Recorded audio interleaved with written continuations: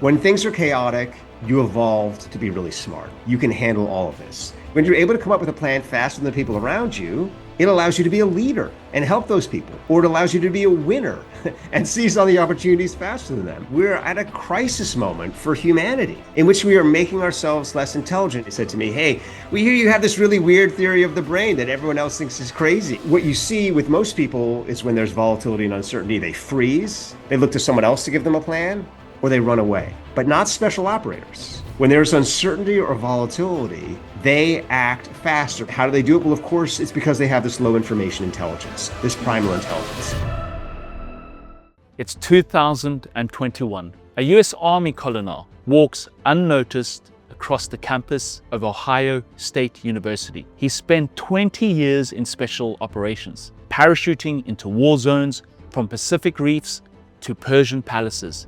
And yet, here he is chasing a rumor that a small lab discovered a hidden kind of intelligence, a forgotten intelligence, a human intelligence that no AI will ever have. This understated yet extraordinary lab belonged to Professor Angus Fletcher and his pioneering team. Today, I'm incredibly excited to introduce you to the most important person behind the development of the next generation of Axia traders, as he releases the most important book, Primal Intelligence, and how we approach human understanding and cognition. His new book has been essential in developing the evolutionary leaps in decision-making with the US Special Forces. But his influence stretches beyond the US Special Operators, across our entire firm, from junior traders to our elite and our 8-figure-a-year traders. I personally have devoured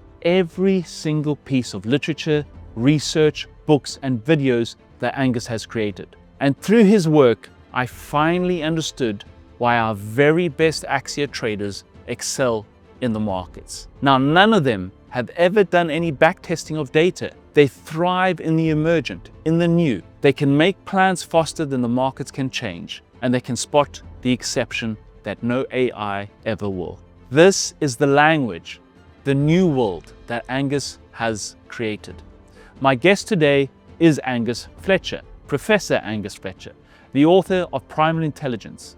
He has worked with the US Army Special Operators, NASA, and Fortune 500 companies, some of the largest investors and hedge funds on the planet, uncovering the brain's hidden powers, powers that help us thrive in uncertainty, in chaos, in volatility, and the very situations where machines fail.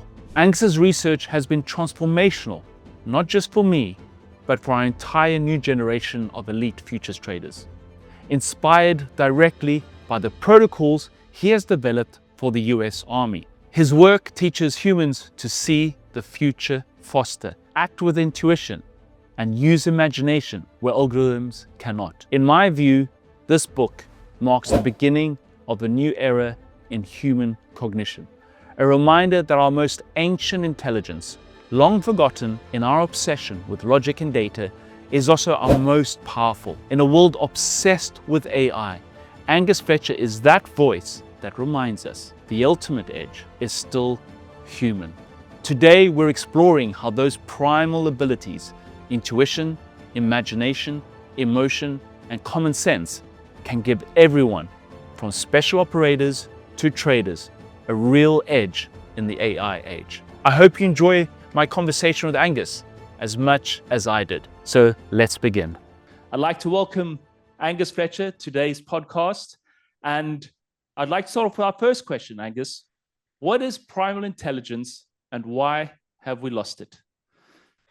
Primal intelligence is the part of the brain that evolved millions and millions and millions of years ago to make us smart in volatility and in chaos. It's the part of our brain that we're most in touch with when we're a child, when we have a sense of freedom, openness, curiosity, but also radical independence from authority. And it has been crushed out of us in the modern world by an obsession with computational thinking. Computers aren't bad. Thinking like computers aren't bad. But computers are only intelligent when they have huge amounts of information. And the reality of life is that life is always changing, it's always volatile, it's always uncertain. And so the more that you create schools and businesses which train people to think that the only way to be smart is to think like a computer, is to create systems that can only operate if everybody has lots and lots of information. And what that means is that we have a lot of systems out there that are trying to create artificial stability. And it also means we have a lot of individuals who get very anxious, angry, stressed the moment that anything changes.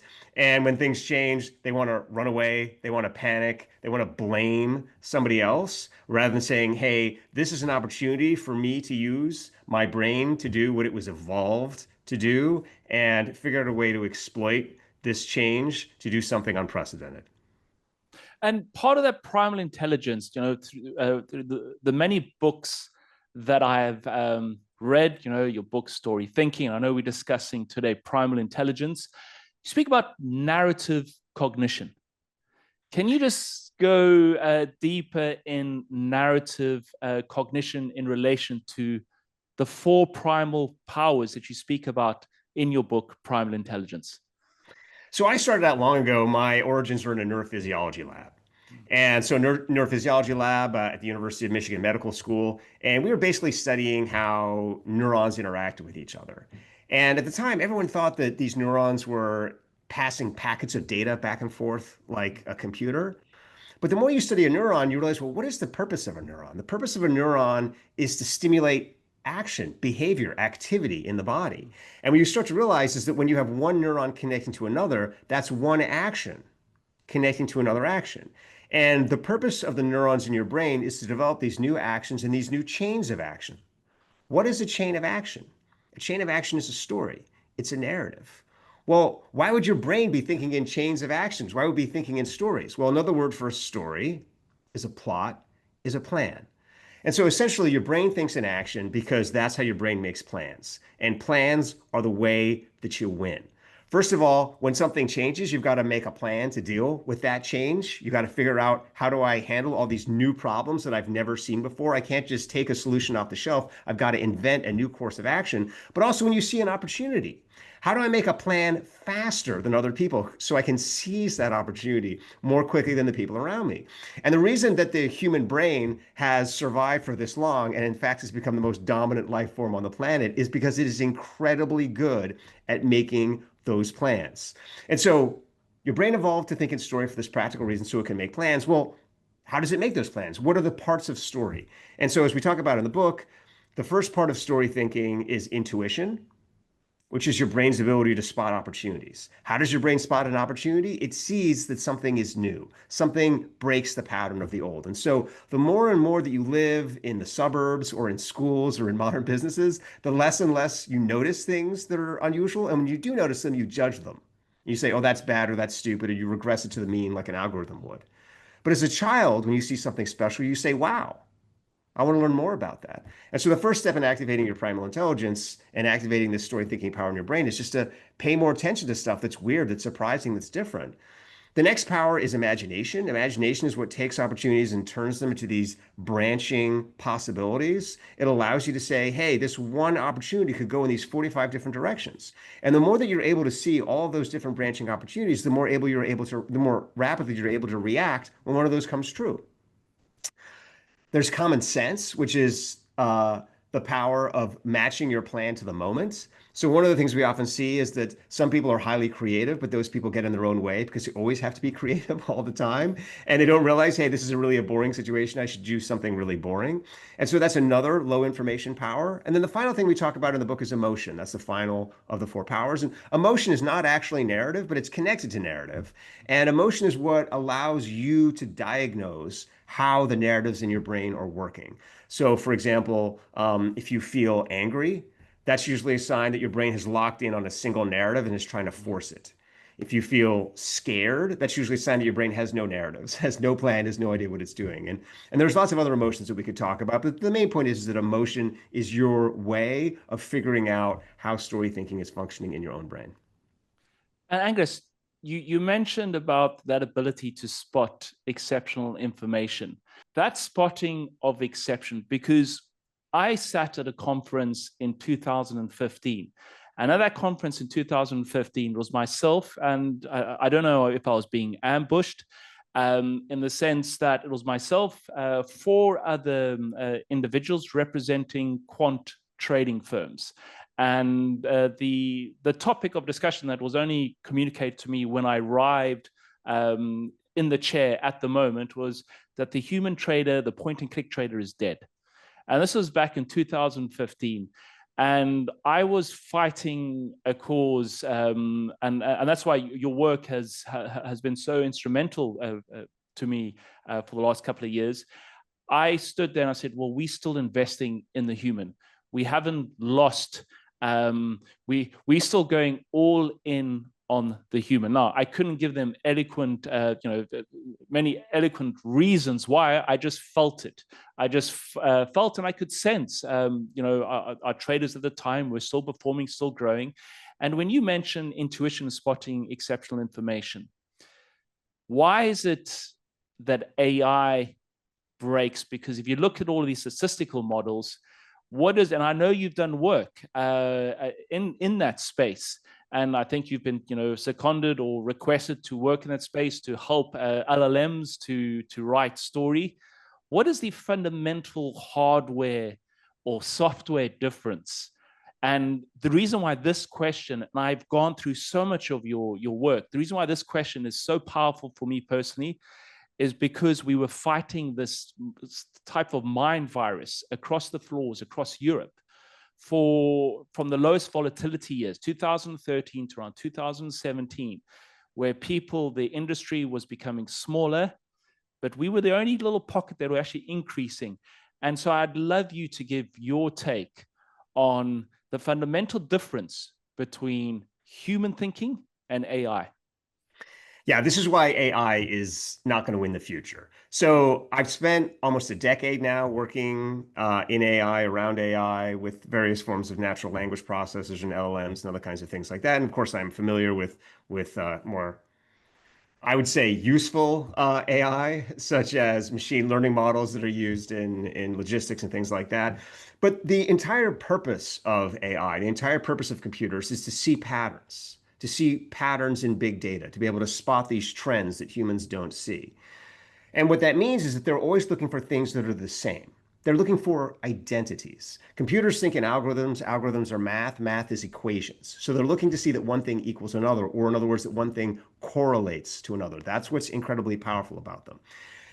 That means that they can be very, very powerful in environments that are transparent and stable, but they shatter the moment that the environment starts to shift. And there's many, many, many reasons for this, but obviously, if you have a system whose entire purpose is to detect an existing pattern, the moment that something changes, it's going to be very slow to be able to incorporate that change. And this is a known problem with these systems. Whereas humans evolved for the exact opposite intellectual hardware. We evolved to spot change. That's why the moment that something moves near you, your head will turn immediately towards it. The entire purpose of the human brain is to notice something changing. So computers can't notice what you and I are calling exceptional information because exceptional information is an exception to a rule, whereas computers are trained to find the rule inside the noise. And so anytime they see an exception, they dismiss it, they skip over it, they regress it to an algorithmic mean. And so their real power is to be able to function in environments where today is exactly the same as yesterday, but they're useless in tomorrow's. Now, to your point about the quants, and you sitting at that table with those four quants, and you thinking, "Oh my goodness, have I been ambushed by these individuals who all of whom are telling me that it's humans are over, and the machines are going to dominate. We're all going to be taken over by computers."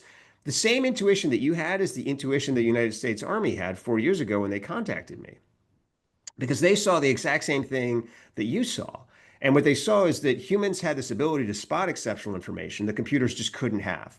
And it's not a software problem, it's a hardware problem. The reason it's a hardware problem is because computers think in logic. They have these logic gates that think in equations, and equations can't think in narrative. This is a long known limit of equations.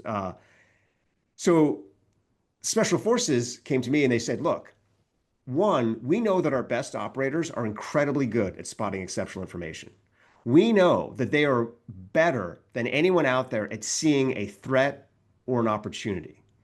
They can be on a target and instantly detect when there's a danger that wasn't anticipated, or instantly detect when there's a life that needs to be saved. And back at our intelligence units, when we're looking at intelligence, when we're looking at the world, they can spot wars that haven't happened yet.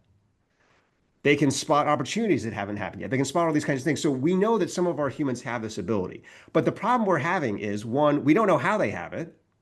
We just know that they have it. And second of all, we know that less humans are having it now than they were before. The young kids that are coming into these seats are having less and less intuition. They're having less and less ability to spot exceptional information because they're spending more and more time with computers. They're getting more reliant on AI, and they're themselves starting to think like AI. They're starting to think in patterns and correlations and trends and statistics and probabilities and all these things that they're told are really, really smart. They're trying to think like Moneyball, and they're treating everything as though they're going into a casino and they're trying to sort of find their numbers edge. When in reality, you've got to spot the opportunity faster than the other people. And so what the Army said to me is, one, like, how do we stop this from happening to kids? Like, how do we at least keep them at the same level of intuition that previous generations have been? And then second of all, is there a way to take people who are average and then improve it? Is there a way to take regular people and get them up to the level of our special operators? And so a huge part of the research in the book and a huge part of the work that you and I have done together has been to demonstrate, yes, you can take people who are struggling to spot exceptional information and then help them see it. And then you can take people who are already good at it and make them better, because that's actually what the brain evolved to do. So in the same way you can get better at throwing a ball or doing any other kind of activity as a human, you can get better at spotting exceptions to rules. And that institutionalization of creating, as you've mentioned in the book, second class algorithms is what and I just thought, I mean, it's the dominant narrative of our age, of our day, and you've mentioned in the past, and in many parts of the book, it predates to Aristotle's Organon, and that's just continued. And then we had that flicker of light for a moment. I don't know if it was in the Renaissance period or and then it got crushed again. And I feel that possibly for the first time, you are on this incredible journey and quest. You're working with many people and with many companies, university you run the Project Narrative at Ohio State. And this book, what does this book mean to you with regards to sending it out to the world? You've had Wonderworks, you've had Story Thinking, another very powerful book that I've bought, I don't know, 50 to 100 of them for our traders, your creativity guide. And the aim, when you first sat down and you wrote this book, what did you want to install? Is a new age, a new era away from this AI thinking and the collapse of our children's creativity, as you have mentioned, that I think you said after age 9 or 11. I know a couple of traders, when they did a workshop with you recently, you mentioned this, and we have many father traders, and they thought, oh, okay, there's not only I have to keep on planning, I have to keep on spotting exceptional information, is how am I protecting my children? So I just want to ask, the purpose of the book for you. Yeah, because as you've so eloquently said, we're at a crisis moment for humanity in which we are making ourselves less intelligent and we're making our children less intelligent. And it's not just about intelligence in the sense of we're acting, dumb. It's intelligence in the sense that we are giving ourselves all sorts of unnecessary fragilities. So we're acting in all these kinds of destructive ways. So the point that you were making about the emergence of logic, what basically happened in the middle of the 20th century is for the first time, logic became automated with the invention of ENIAC. The first electronic computer was built by the United States Army, actually in 1943. And what happened in that moment was a dream that had existed for over 2,000 years, back to Aristotle's Organon, which is to have a supremely infallible logical machine, came true. And this was a dream that had essentially run most universities. It had run them in the Middle Ages. It had been briefly disrupted in the Renaissance, but during the Enlightenment, everybody went back to it again. And the reason for this is because people in universities are obsessed with the idea that there is a right answer. That there is one right answer. And that if you just had enough information and data, you could find that one answer, and then everyone would follow that answer and we would all be happy. That makes sense logically. It doesn't make sense biologically. When you go out into nature, there's not one right tree, there's not one right bird. The basis of biology is branching evolution because there's many, many possible ways to be, not one right way to be. And so we've basically created this entire, for thousands of years, this entire philosophy and educational system which has been focused on something very unhuman and unbiological, which is the one right thing. But it didn't have too much of a negative effect because the people who believed this were trapped inside universities. And for the most part, life went on outside the universities. They didn't pay that much attention to these kinds of wacky professors and their math equations. But what happened with the invention of the computer is the computer took all of that and amplified it and made it everywhere. And now all of us are living inside a medieval university. All of us are living inside Aristotle's logic. All of us are living inside this kind of and not or not syllogistic thinking. And what that has done is it has alienated us from our biology. And our biology is the source of wisdom. It is the source of joy. To your point, it is the source of growth. It is the source of all these wonderful things. And you're starting to see people become more stressed, more unhappy. The main sign of this is that volatility and uncertainty, which are really the food of the soul, I mean, as a human being, you want volatility and you want uncertainty because those are places for you to discover and to grow. I mean, those are places for heroic action. I mean, no one in a previous stage would be like, you know what I really want is I really want a world where everything is known and there's nothing to discover, right? And everything is planned. So I know exactly what's going to happen tomorrow. You'd immediately rebel against that. And in fact, anyone who's ever grown up in the suburbs does immediately rebel against that, because it's totally against our biology. But that is this sort of new attitude which has taken hold, and it has become so debilitating because it's alienated us from our belief that we can thrive in uncertainty and thrive in volatility. So the purpose of the book is to say to people, hey, first of all, when things are chaotic, you evolved to be really smart. You can handle all of this. I'm going to walk you through the history of your biology. I'm going to show you that this is normal and natural and is going to make you much happier to get back to a place where spontaneity can happen. But second of all, I'm also going to give you techniques and methods that have been tested with sort of the most elite people in the world, like your organization, like United States Army Special Operations, many organizations that I've had the ability to work with. These techniques work, and they work in kids as young as 8 years old. We've taken them into schools and we've shown that they work. And the main thing that they do is they help your brain make a plan. That's really all it comes down to, is they help your brain make a plan. Because when there is chaos, what your brain wants is it wants to know what to do. And when you're able to come up with a plan faster than the people around you, it allows you to be a leader and help those people. Or it allows you to be a winner and seize on the opportunities faster than them. So it all just comes down to kind of harnessing this natural ability to make plans, which is, we've talked about, plans are plots and plots are stories. So you imagine the story of the future faster, and then you make it true. Now, I think this is a great way to segue your closing point on plans, on your work with these special operators, and working with the special ops in so-called VUCA environments.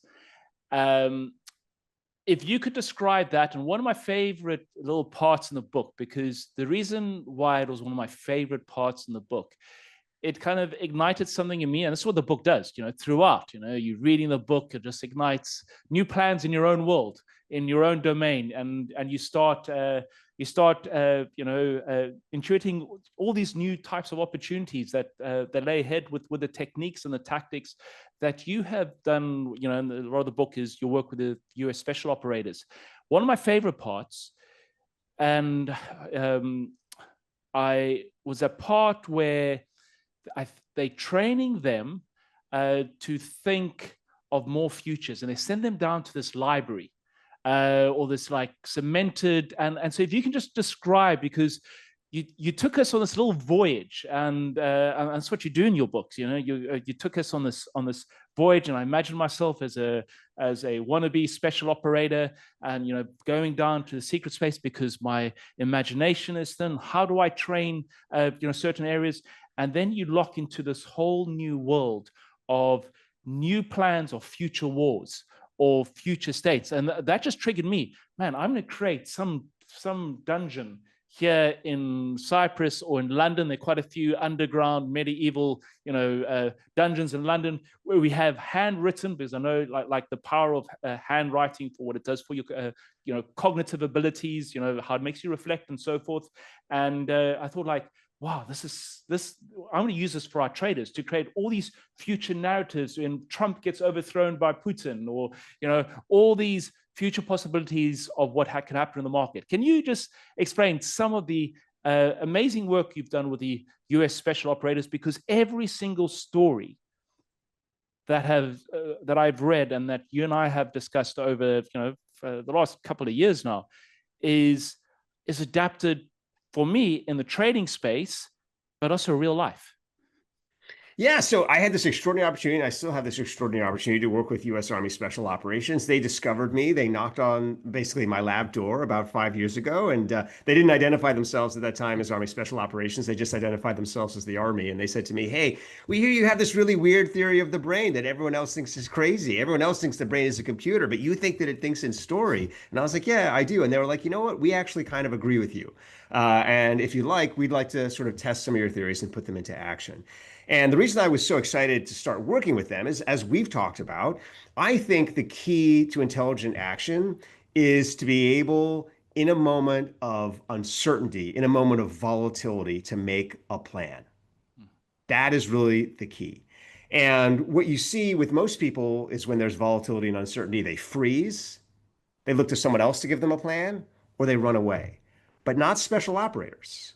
When there's uncertainty or volatility, they act faster because their brains are able to plan at the speed of life. And that's why they don't run away from threats. Things that would terrify you and I, we'd be on the helicopter, we'd be seeing stuff happening below. We'd be like, let me stay on this helicopter. They jump out of the helicopter, chaos is happening, but they know exactly what to do because they're able to spin up these plans at the speed of life. And how do they do it? Well, of course, it's because they have this low information intelligence, this primal intelligence, this ability to rapidly identify exceptional information, branch plans with imagination, and then in that moment select what's the appropriate plan for the environment by using their common sense. And so they've built up all these training environments to help build that skill up in individuals. And so the training environment you're talking about, this was this kind of fascinating moment to me where I had been brought into this sort of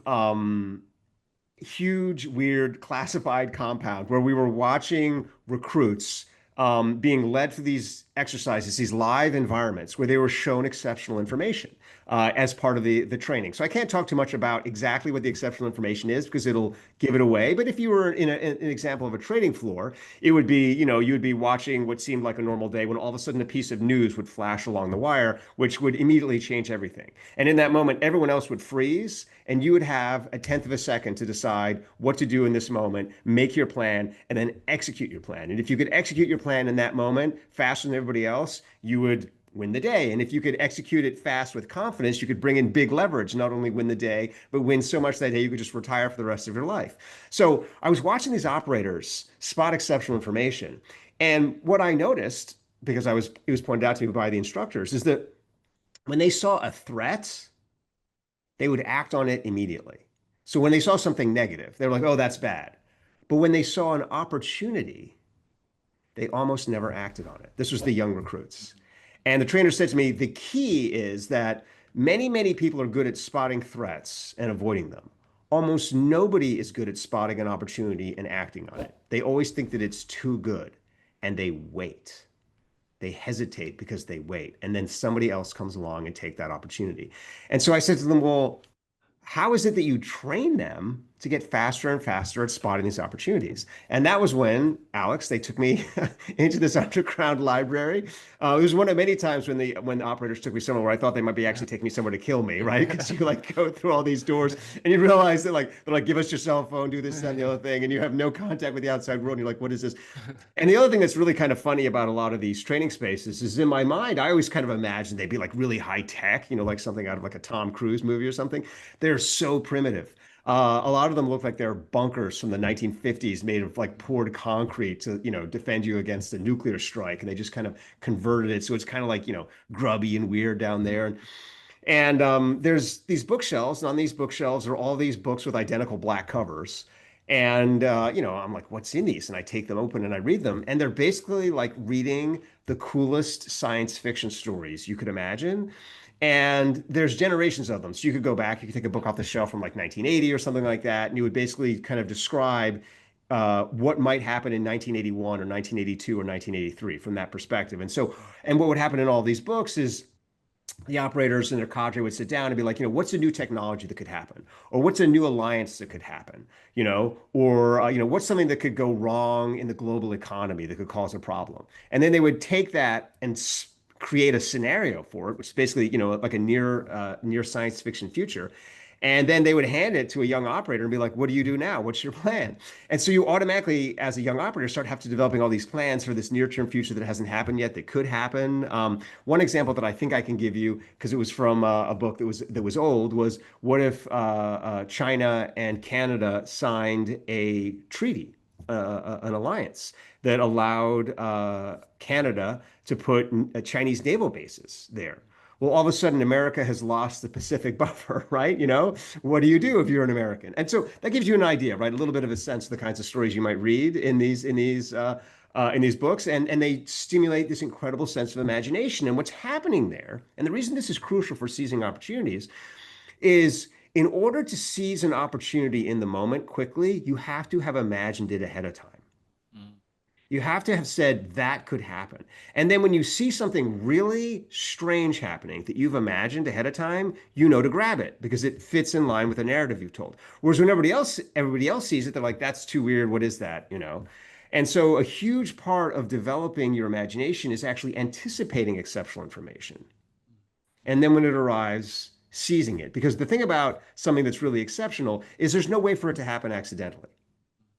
If your vision of the future is deeply and fundamentally imaginative, the things you imagine are not going to happen by chance. They're going to happen because they're consistent with this narrative you've created. And so if you see one of those things happen, and so you see these operators reading these books, getting better and better and better at spotting opportunities, and they go out in the field and they're able to react to opportunities at the same speed they react to threats. And I would imagine that that's the key to becoming a great trader, because reacting to a threat, a lot of times that means just kind of maybe withdrawing your money or slowing your trading or deleveraging or whatever. But spotting an opportunity, that's where the real action is.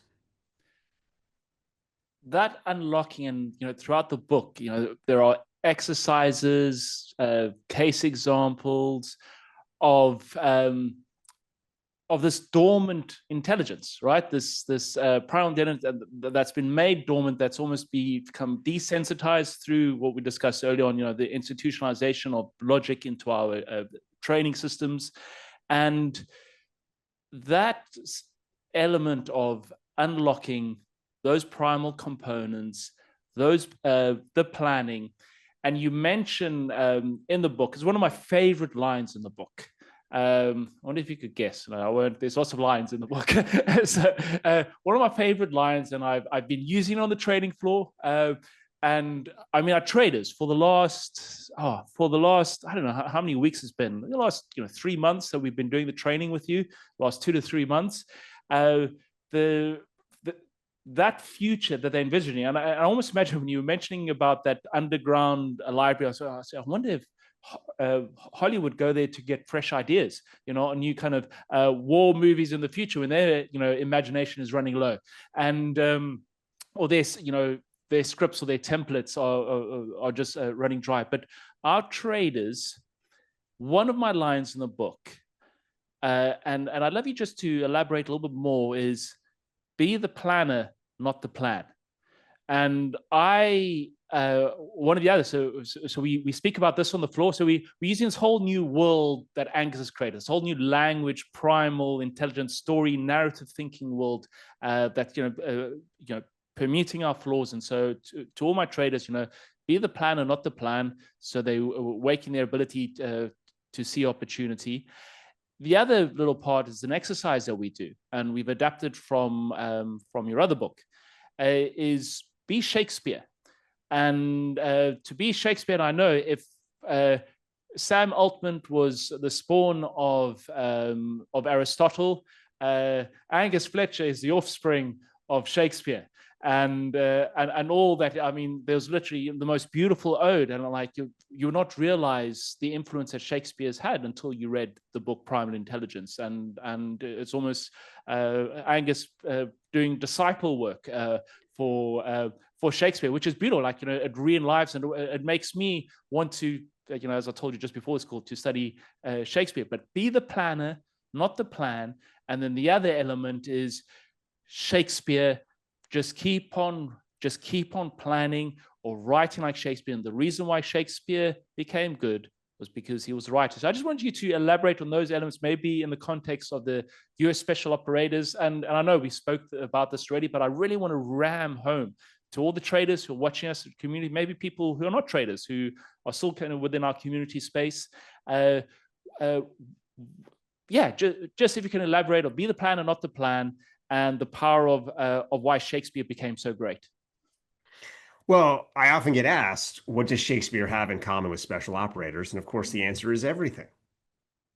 Everything.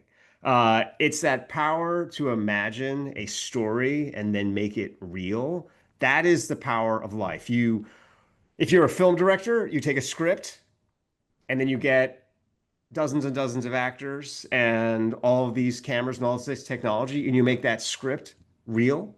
Same thing you do if you're a theater director. You take that story and you make it real. But that's the same thing that you do if you are a trader, is you have your story of the future and you act in a way to make that story come real. That's why when you do brain scans, you see the same parts of the brain light up in storytellers, that light up in leaders, that light up in people that see the future faster. Because really what's happening there is your ability to see a future, make a plan to get there, and then act on it so fast that no one else can stop you.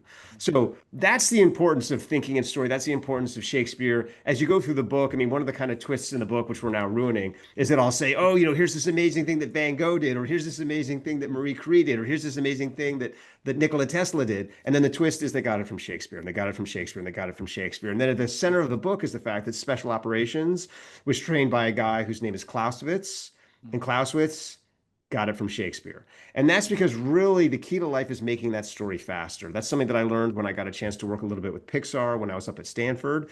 And, the gift of Pixar is they were able to disrupt the entire movie industry by making new stories that worked. If you can make a new story that works, to your point, you can blow up Hollywood. But if you can make a new story that works, you can make a new plot that works, you can make a new plan that works, you can win everything. And so the fact that AI can't think in story means that it can't come up with a plot or a plan that we haven't seen before, means that it's not going to be able to take over the world. But you as a human being can. And the point about plan or not the plan, what that's about is this comes down to an old adage. It comes from Dwight Eisenhower, who was sort of the supreme commander of Allied forces during World War II, and then went on to become the United States president. And he has this whole thing about how what you have to spend all of your time doing is planning, making plans, and then the moments that the actual battle comes, you have to throw out all your plans because that battle is going to be different than the actual battles you imagined. And then people will say to you, well, why did you spend all that time making plans? Because you were training up your ability to make plans. You were training up your ability to make lots of plans, to be fast at planning, to be imaginative at planning. Why is it that plans fail? They fail because they're not imaginative enough. Because really what's happening in life is your enemy is always trying to surprise you. And so what you've always got to do is you've always got to respond off that moment of surprise by doing the thing that your enemy doesn't expect, or by doing the thing that the people around you don't expect. That's how you win in a competitive environment, like a market or like a battle. And so that's where plan or not the plan comes from. We find that most people in life fail because they put everything into the plan and then they try and force the plan. And when the plan isn't working, they start to get aggressive and they try and push it. Then they get angry. Then they start to break things around them. And then it falls apart. And then they feel grief, despair, shame, failure. Whereas in that moment, if what you do when your plan stops working is you say, I knew this was going to happen. I'm just going to make another plan. Boom, you make another plan. Suddenly, new opportunities open. You can start to move in those spaces. Everyone around you now has to adapt to you. You're starting to move faster than your environment. If that plan fails, boom, you make another plan. And that's the key is you're always moving one step ahead because you have that flexibility because you're investing in your planning ability as opposed to that plan that you made in the past. And we just find that that's an ability that you're born with, that children have. Children are incredibly flexible. When you work with a child, they might get frustrated for a moment, then they'll move on very quickly. Adults brood and grieve and get upset and try and force things to happen over and over again. One of the things I love about my kids is that if you take them to a park, they'll just make new friends immediately. And then you'll leave the park and be like, oh, those are some new friends you made. They're like, yeah, we'll never see them again, but it was nice, and then they'll make new friends again the next day. As an adult, you're always trying to hold on to everything in your life and control it, because you're not flexible, because you can't make new plans. But plan or not the plan, the more that you practice making plans, the less you'll hold on to a plan once it's broken, and the more able you will be in a volatile environment to adapt, to switch, to win. And on that volatile environment, and you mentioned earlier on, so AI, strong in stable, low volatility environments. Human operate in a sample set of 0, low intelligence. And in that, what I have seen, just right from the trading floor, we have about 150 traders, scattered globally with our, the main trading floors in London and here now in Cyprus. Since Trump 2.0, we've probably had, as a collective group, some of the best performance for the last 6 to 7 months. And the last time we had this type of run was in the Russia-Ukraine war and then COVID. So these were 2 exceptional moments in history, or geopolitical. COVID, a really multi-generational event of what was happening globally. And during that time, I remember reading an article in the FT, the beginning part of this year, of the underperformance of quant funds. And I was reading that, and I was just thinking back in 2015, being ambushed there by the 4 quant teams, and seeing how all of our traders are having to make, as new narratives are twisting in the markets, Trump and tariffs, Israel, Iran. Now, just over the weekend, just the back end of last week, our traders are here sitting on a Sunday. I just put out a tweet, a bunch of our junior traders strategizing when Trump sent out 2 nuclear subs into, towards Russia, I think, into the Black Sea. And they now are planning these new futures going into next week. What are the implications? What are the potential reaction functions? And they're planning all these type of future scenarios. And from there, they start visualizing, well, how are they going to trade that if a certain news wire hits the wire? And any start of a theme, you'll notice that the humans get those prices simply because all the algos are switched off, because they just don't have the data. And I'm more or less like reiterating everything that you spoke about here, the training in the Primal book. But I wanted to ask you, your work with the team so far, because everything lightens up on everything's just Primal, and why our top traders perform is because of their intuition, their imagination, and the ability to match the plan with the opportunity on their common sense.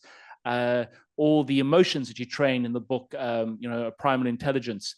And that aspect of that shifting narrative and AI, should we have a final little word on, and we can close off the AI debate, of why your discovery of this, and uh, and are now hopefully entering the mainstream consciousness, as a collective.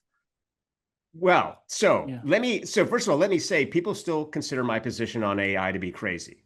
Mm. I've had this position for over 5 years now. You can go back and look at all the things I published on that AI cannot think in story, cannot think in narrative. I get a lot of people write me, say, well, have you seen ChatGPT? It seems to be thinking Mm. in narrative. It's not thinking in narrative. It's just recycling words. It's a language thing. I actually had a conversation with a very well-known reporter whose name I won't bring up on this podcast this week because he was just like, obviously everything you're saying is wrong. I mean, obviously AI is going to be able to do all these things. So I just want to put out there that if you read the book and you agree with me, that's going to give you a huge edge because most people do not think this. Most people still think that AI is smart, is intelligent, is going to be around. Um, the reality is that who benefits from stability? The existing order. So the existing order has a large incentive to maintain stability, financial stability, economic stability, all these kinds of stability. There was a kind of unprecedented growth of power and wealth, I think, in the later 20th century, which led to this period of artificial stability in the markets, particularly emanating from the United States and the dollar. I mean, you know more about this than I do, but basically, there were sort of, a global oligarchy, if you will, not like a small group of people in rooms, but, a lot of wealthy Americans and other kind of allied European leaders who had a real stake in maintaining the system. And during that period of time, a lot of money was made in the markets through essentially what I would view as a form of insider trading. Because there was this stability, because you could have Goldman Sachs building these computers that were essentially executing trades faster than humans could execute them, squeezing human intelligence out of the market, ironing out, through the production of efficiency and whatnot, all these terms that we've heard 1,000 times before. But what you're seeing now is that nature is reasserting itself. Stability is impermanent. It always falls apart. The story of life is growth, is evolution, is conflict, is change. Mm. All of these human attempts to create eternal paradises are dust, fall apart very rapidly. And so AI is just another one of these. It's part of the kind of like the hoax machine. The more that people buy into AI and they think, oh, AI really works, the more that all those people sacrifice their unique intelligence and they go into the existing system, and that keeps the existing system happy because it can kind of placate and manage them. The more that people realize, no, no, no, no, no. Actually, I'm smarter than the AI. The AI is just regurgitating stuff from yesterday. It's just detecting patterns that have already existed before. It's not able to spot emergent opportunities. And so it's effectively blinding me to ways that I can change the status quo and uplift myself and engage in a kind of, revolutionary act. One of the things I found fascinating when I was working with the Army is one of the reasons they reached out to me is because they spent years investing in artificial intelligence. Mm. I told you the story about how they built the first computer, ENIAC. You can go back. You don't have to trust me on this. Go back, look, 1943 by the Schuylkill River in Philadelphia. The U.S. Army built ENIAC, and they used it to do a bunch of complicated math equations involving, artillery and ultimately probably the nuclear bomb and some other things like that. So the Army has been leading the way in computers and artificial intelligence for a long time. And I had the opportunity to go into a room once where they had a big supercomputer. I talk about this a little bit in the book, where they had basically had this computer that was like programmed with like all the previous battles in history and just like knew everything. And what the Army told me was this, yeah, humans beat it. I was like, oh, humans could beat this supercomputer? They're like, no, no, no, you didn't understand. So we didn't say that humans can beat it. We say that humans always beat it. And I was like, wait, what? Like humans always beat it? And the Army's like, well, I mean, not regular humans. If you just brought a regular human in here, they would lose. But our humans beat it, right? Because we train them to spot exceptional information. And the moment they spot exceptional information, the computer just short circuits. And it just recycles and regurgitates or mix and matches an old battle plan, whereas our soldiers are making the future, our units are making the future. And so, if I can impress upon people one thing, it's that artificial intelligence is largely a hoax. It's there to take away your power. It's there to preserve the existing status quo. Literally, what artificial intelligence does is just regurgitate yesterday. And just say to yourself, these systems exist to perpetuate themselves. Now, that's not bad from the perspective of the system. right? I mean, you understand why a system wants to perpetuate itself. There's nothing nefarious or evil about a system wanting to perpetuate itself, right? Everything wants to perpetuate itself. But you have to say to yourself, are these systems in our interest? Or did we build them as tools? And are they now taking over for us? And when we go into school and when we go into business, have we built a system that's actually taking more away from us than it's giving to us? It's depriving us of opportunity. It's depriving us of the chance to lift ourselves up. And AI is just one of a long list of these sort of, I would say, disempowering structures that it's time for us to rebel against. And I think one of the wonderful things about your team is that you would have been even more successful over the last decade if the system wasn't cheating. I mean, the system has been cheating, and I'm sure you know this. Every time you go and sit down, there's all these ways that they have of getting stability back into the market as quickly as possible, right? So the moment anything starts to go off the rails, right, they calm it down. And what they're doing there is essentially limiting your ability to make money off your intuitions because they just don't want any chaos to occur. They're cheating. It's just like, if you've ever played like a video game and the video game has this thing where if someone gets too far ahead, they cut down their speed or something so that everyone else can catch up. I mean, it's like one of these things. That's what's happening to you guys. And so one of the reasons I've always respected you is because as incredibly successful as your traders are, and I've met a lot of your traders who are just phenomenally successful, they would have been so much more successful if the game wasn't rigged.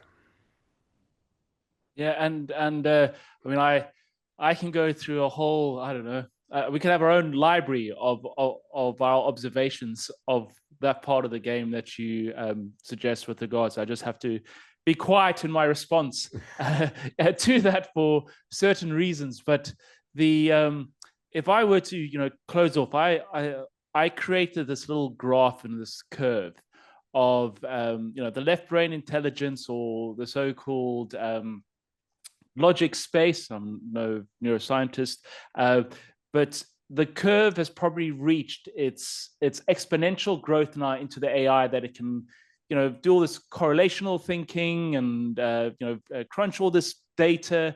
And so that curve had its probably the last 20 years with all the data on that side has had its exponential point where now there's optimization happening now, like the scaling laws that they talk about, and all the AI in order kind of Sam Altman et al. To raise more and more funds. They create this new kind of language, these new algorithms that they're training, but it's just reaching this optimization to kind of prove what is AGI, what is ASI. And for me, against that curve, drawing that curve where it increases now at the rapid pace on AI from the logic perspective.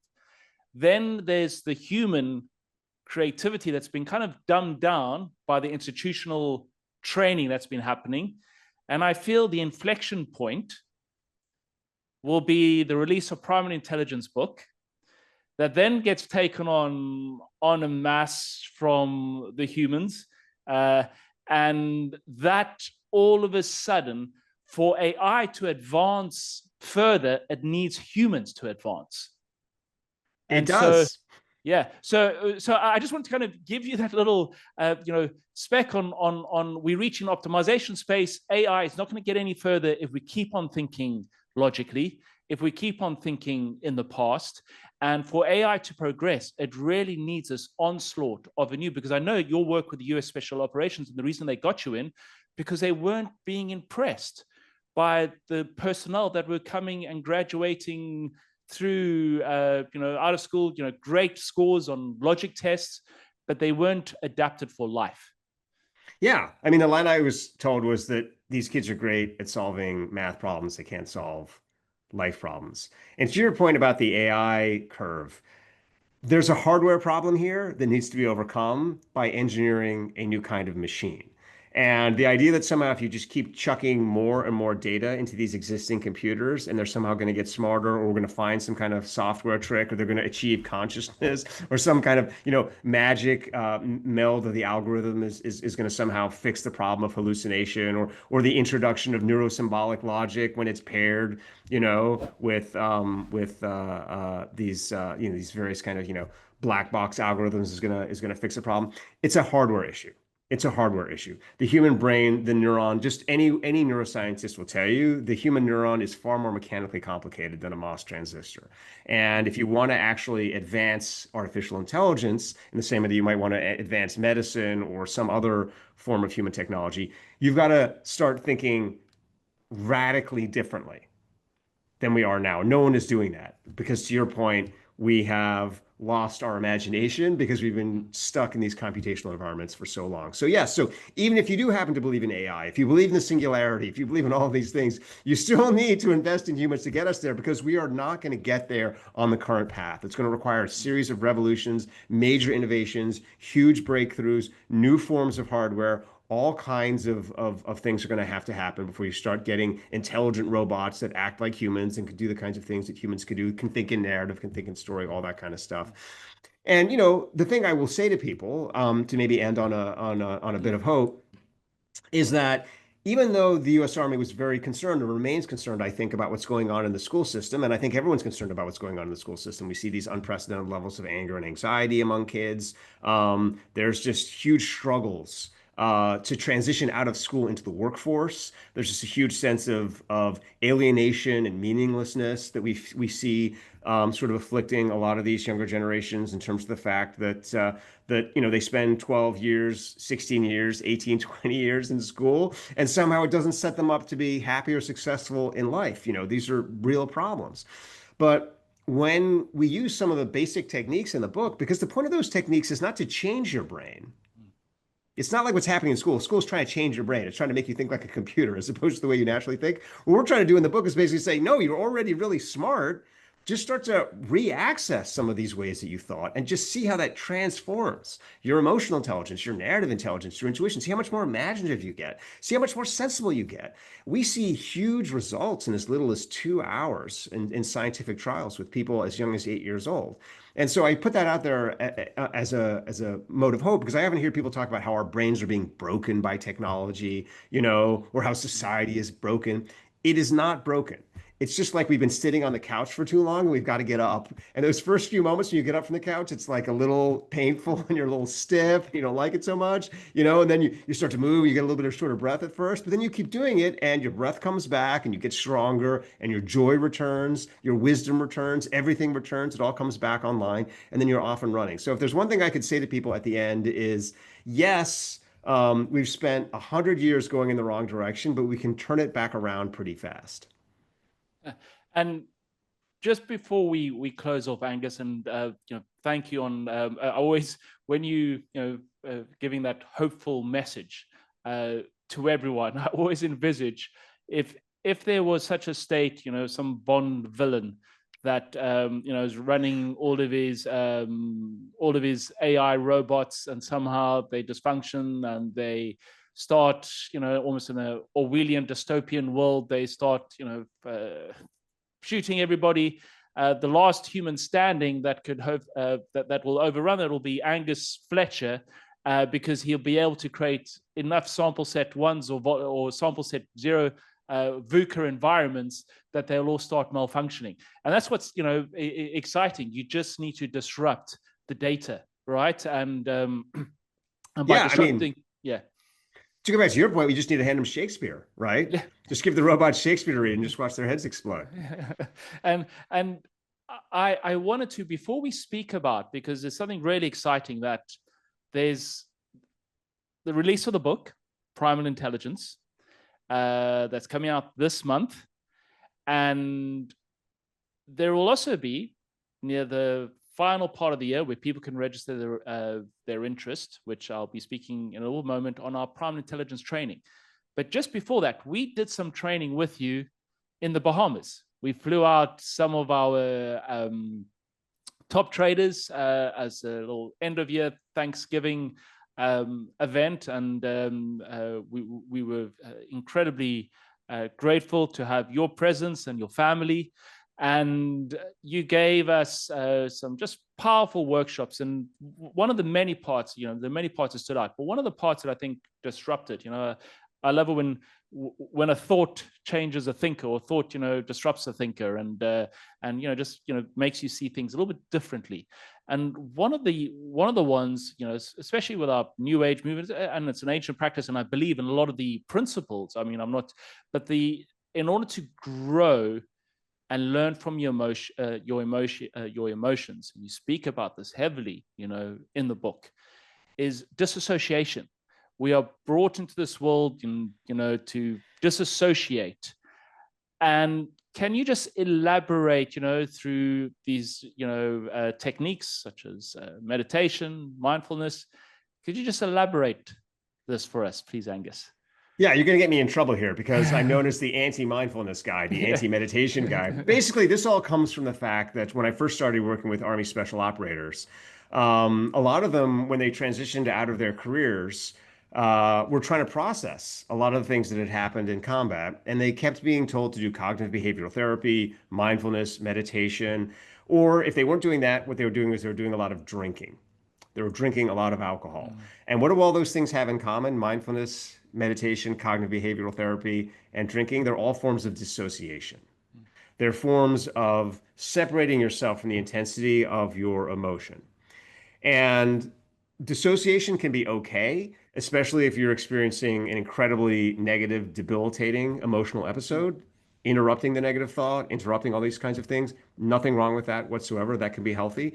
But the problem is, interrupting negative thoughts isn't the same thing as producing positive thoughts. And really, what the brain needs to go forward is it needs to be able to think in terms of strongly positive emotions as opposed to just disrupt its feelings of shame, anxiety, fear, anger, all these things that we generally use mindfulness and meditation for. And I think we should just remember that mindfulness and meditation were ultimately developed by individuals who are trying to leave the world behind, for better or for worse, right? I mean, that was the purpose of it, was to leave your humanity behind. And if you want to stay here for just a little bit longer and do things on this earth, you sort of have to engage with these earthly, worldly things and understand why your brain evolved them in the first place. And so a lot of what we talk about in the book is don't dissociate from your shame.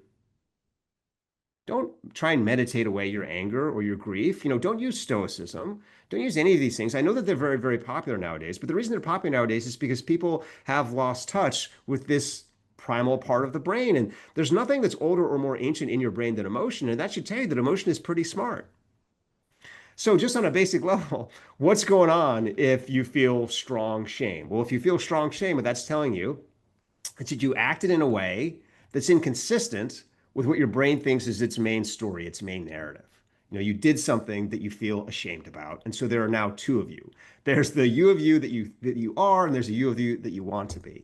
And so what you got to do is you got to sit down and process that and think about what that means. And one of the things that I have really respected about your traders is when we do an after action review of a trade, they'll come in and they'll say, I felt really ashamed because I messed this up. And then we'll say, well, that's good because your shame is there to help you learn from the mistake. And the moment you learn from the mistake, you will no longer feel ashamed about making it in the first place. You feel grateful for making the mistake because you'll have made twice as much money from fixing the mistake as you did if you got it right the first time. And you've seen this happen.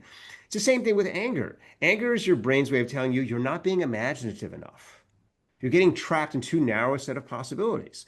And so you start being angry. If you start to say to yourself, whoa, what's happening here is not that I'm a bad person or that I need to dissociate from my anger, but that I need to start being a little more mad. Are there other ways I could talk to my kids if I'm getting angry at them? Are there other ways that I could trade today if I'm starting to get really, really angry and focused on the market? And of course there is. And a big part of what I try and encourage people to do in the book is realize that all the things going on in your brain are ultimately there for natural reasons and they're good and healthy. And I just find that so many people out there nowadays are very frustrated with their brains. I think there's something wrong with their brains. They're constantly diagnosing themselves as having problems, I mean, another example of this is I talk a lot to young people who are like, oh, I have ADHD or something like that. And I'll say, oh, okay. I say, tell me about that. They'll say, well, you know what? I'm in school, I'm really restless and agitated or something. And I say, okay, well, when you're out of school, when you're doing something you like, do you have ADHD then? Are you restless and agitated then? Well, I'm not so much then. Oh, interesting. Would you think maybe this problem could be the school then? The school is like, and actually when we find people who often identify as having ADHD, what's really happening there is they have very active minds. And active minds are great at spotting exceptional information. They have high levels of anxiety because anxiety is the way that your brain remains vigilant and spots things. And so these are all different things that I talk about in the book as ways of saying, learn to love your brain, Learn to love the parts of your brain you've been told are wrong or irrational or stupid or a problem. Learn to love the parts of your brain that you've been told are a disorder or a malfunction. They're not a disorder or a malfunction. They're really, really smart. You just have to kind of learn to understand and use them. And so I think more than anything else, that's what I mean in the book, is I don't want to, if people find mindfulness and meditation helpful, if they find stoicism helpful, if they find having a diagnosis helpful, if that's helpful to you, that's great. But I just want you to know that if you don't find it helpful, there's another option. And that other option is to lean into the emotion, learn what it's telling you, have gratitude for it, and grow from it. And from that point, leaning into your emotion, it's been instrumental just in a very short period post our Bahamas workshops. Our traders are just understanding and being educated with regard to the emotion. And I think now what's incredibly exciting is that I haven't read a book in 2 to 3 days for many years, except the book Primal Intelligence. And so it captured me. It's been Angus's work has been incredibly influential for new protocols that we're developing, for how we're training our traders currently on the desk across Europe. And so I'm so excited and almost like, should we keep Angus in our community, in our little back door, not to share him to the rest of the trading community world? But no, that's not our goal. Is to uplift, trading humanity and people who apply themselves. We know how tough this game is. We know what a challenge trading is, and we know why people get into trading, simply because they want to own their own selves in life. They want to be only responsible, to themselves, and so because of that, we've also, Angus and I are saying, like, let's train, let's activate these primal elements in all of our traders, but people outside of trading too. And so we have now, with the work that we've done over the last years, is to develop people who can operate in low data environments, in the so-called special operators, VUCA, volatility, uncertainty, chaos, and ambiguity. And we're developing a training protocol that will be ready near the back end of this year. And probably the most exciting training protocol that I've been involved in maybe the last decade, of its implications for activating these elements to make traders more successful in understanding themselves firstly, and then from there to be able to monetize opportunities in the marketplace. And Angus, when we had our conversation in the Bahamas, I was rather taken aback when you mentioned that I think the financial markets as a simulator is great, as opposed to throwing them into, I think you have Pinelands, or you have all these different areas in North Carolina, right? I'm not quite sure where all these bases are to train the special operators. And you said something, that the fear of money is potentially greater than the fear of death. So can you, in this training protocol, and we've been working along with our traders over the last couple of weeks, developing the case studies, and where we're going to have a simulator that also will not, the aim is to activate all these regions and just make people intuit opportunity quicker, trust themselves, and imagine new possibilities. Why did you decide to use the financial markets as a simulator to train Primal Intelligence? Well, I did it honestly because the Army thought it was a good idea. So basically, the backstory here is that I had been talking for a couple of years after watching the Army training and saying to them, it would be great if we could figure out a way to give this training to more people. Because what happens in the Army training is it occurs in these incredibly expensive, specific environments that have been cultivated over generations and just require huge amounts of infrastructure and resources, can only train, or maybe a few thousand people at most a year. And the Army said, yeah, we'd love it if we could figure out a way to do that. But, how could you do that? And so what we started to do is we started to break down what is the key part of the training. And the key part of the training is to stimulate the fight or flight response in the human brain. That's the most ancient part of the brain. When that threat response goes active, what happens then is you either run away, you get angry, or you use your intuition and your imagination to make a plan. And so what happens in special operations training is they're always pushing you into those fight or flight situations by making you feel deeply threatened. And they're trying to put you in those situations to encourage you not to run away and not to get angry, but to make a plan. And the way that they do that is they watch how you respond in those situations and when you fail. And the moment you fail, they stop you and they say, that was a failure of imagination, or that was a failure of intuition, or that was a failure of common sense. We're going to coach you up, and then we're going to put you back in the situation, and we're going to re-stimulate, and you're going to get terrified again. And can you get your imagination working fast enough that you can make a plan to survive? Or can you get your common sense working fast enough that you choose the right plan in the moment? And so really what it came down to when I was talking with the Army was, can we figure out a simulator that makes people really scared, that doesn't involve spending hundreds of millions of dollars creating fake war zones, which is basically what goes on inside Army Special Operations.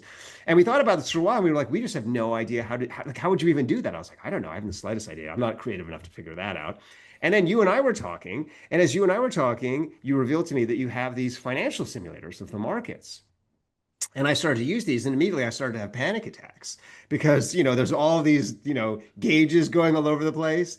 And plus, as human beings in a modern capitalist society, we identify our self-worth with money. I mean, that's what worth means. That's what value means. It means money to people. And I think you and I both agree that's not particularly healthy. We think that people should have other forms of value. But the reality remains that that is what most people's form of value is, that when people have money, they feel like they're worth more, that they can share their opinions more freely, that they can give and be generous to others. And when they don't have money, they feel valueless, they feel worthless, they feel dependent. And so just understanding that that's the kind of basic psychological reality of the way the world works now, you and I thought, well, what if we can make a training simulator which uses the financial markets to trigger that deep fear, that fear of losing money, of being worthless? And you know this from your traders, that when traders, particularly young traders, have a bad day, it does make them feel worthless. It makes them feel like they are of no value to anybody. And so building that so that it gives you that fear, but then making you realize, you know what? I can make a plan. And being able to pull people out of the simulator when they fail and be like, that was a failure of intuition. That was a failure of imagination. That was a failure of common sense. Let's coach you up. We're going to put you back in, and you're going to try it again. Because the thing about the simulator is, even though you probably will lose some money in the simulator, because I think we have to do something there such that you do actually have something in the game, you're not going to lose all your money in the simulator. So there's going to be some psychological pressure, but it's not going to be total. And that what that allows you to do in that controlled space is experience, learn, master your psychological responses so that when you go into the real world, you're no longer controlled by money. Because ultimately, the real reason to be a trader is not to make money. It's to not be controlled by money. Thank you, Angus. It's incredible. Trading becomes that mental gym for your primal brain. We're recreating the special operations environment inside the financial markets, where the stakes feel high, the data is incomplete, and your emotions are surging. Over time, this training builds a trader who can lean into emotions, spot exceptions, act faster than the market, and see what the algorithms cannot. If you enjoy this conversation and want to dive deeper into Professor Angus Fletcher's work, we've got a free training video for you, The Neuroscience of Why Traders Fail, delivered by Angus at our Axia High Performance Retreat in the Bahamas. When you register, you'll also kept updated on the release of our upcoming Primal Training Simulator, delivered by our team, Angus, and former high-ranking US Army officials. A dedicated program inspired by Angus's research at his lab and our work with elite traders and special operators. Learn more at primalcoaching.com, where we're building the next generation of traders, decision makers, faster, sharper, and more anti-fragile than any AI.